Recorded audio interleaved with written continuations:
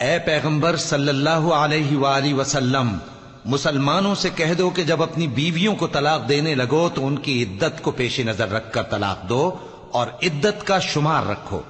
اور اللہ سے جو تمہارا پروردگار ہے ڈرو۔ نہ تو تم ہی ان کو ایام عدت میں ان کے گھروں سے نکالو اور نہ وہ خود ہی نکلیں، ہاں اگر وہ کھلی بے حیائی کریں تو اور بات ہے، اور یہ اللہ کی حدیں ہیں، اور جو اللہ کی حدوں سے تجاوز کرے گا وہ اپنے آپ پر ظلم کرے گا۔ اے طلاق دینے والے، تجھے کیا معلوم، شاید اللہ اس کے بعد رجعت کی کوئی سبیل پیدا کر دے۔ پھر جب وہ اپنی میعاد یعنی عدت ختم ہونے کے قریب پہنچ جائیں تو یا تو ان کو اچھی طرح سے زوجیت میں رہنے دو یا اچھی طرح سے علیحدہ کر دو، اور اپنے میں سے 2 منصف مردوں کو گواہ کر لو، اور اے گواہو، اللہ کے لیے درست گواہی دینا۔ ان باتوں سے اس شخص کو نصیحت کی جاتی ہے جو اللہ پر اور روز آخرت پر ایمان رکھتا ہے، اور جو کوئی اللہ سے ڈرے گا وہ اس کے لیے رنج و غم سے نجات کی صورت پیدا کر دے گا، اور اس کو ایسی جگہ سے رزق دے گا جہاں سے اس کو وہم و گمان بھی نہ ہو، اور جو اللہ پر بھروسہ رکھے گا تو وہ اس کے لیے کافی ہوگا۔ اللہ اپنے کام کو جو وہ کرنا چاہتا ہے پورا کر دیتا ہے۔ اللہ نے ہر چیز کا اندازہ مقرر کر رکھا ہے۔ اور تمہاری طلاق والی بیویاں جو حیض سے نا امید ہو چکی ہوں،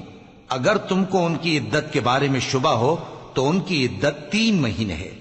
اور جن کو ابھی حیض نہیں آنے لگا ان کی عدت بھی یہی ہے۔ اور حمل والی عورتوں کی عدت وضع حمل یعنی بچہ جننے تک ہے، اور جو اللہ سے ڈرے گا اللہ اس کے کام میں سہولت پیدا کر دے گا۔ یہ اللہ کا حکم ہے جو اس نے تم پر نازل کیا ہے، اور جو اللہ سے ڈرے گا وہ اس سے اس کے گناہ دور کر دے گا اور اسے اجر عظیم بخشے گا۔ طلاق والی عورتوں کو ایام عدت میں اپنی حیثیت کے مطابق وہیں رکھو جہاں خود رہتے ہو، اور ان کو تنگ کرنے کے لیے تکلیف نہ دو، اور اگر وہ حمل سے ہوں تو بچہ پیدا ہونے تک ان کا خرچ دیتے رہو، پھر اگر وہ بچے کو تمہارے کہنے سے دودھ پلائیں تو ان کو ان کی اجرت دے دو، اور بچے کے بارے میں پسندیدہ طریق سے موافقت رکھو،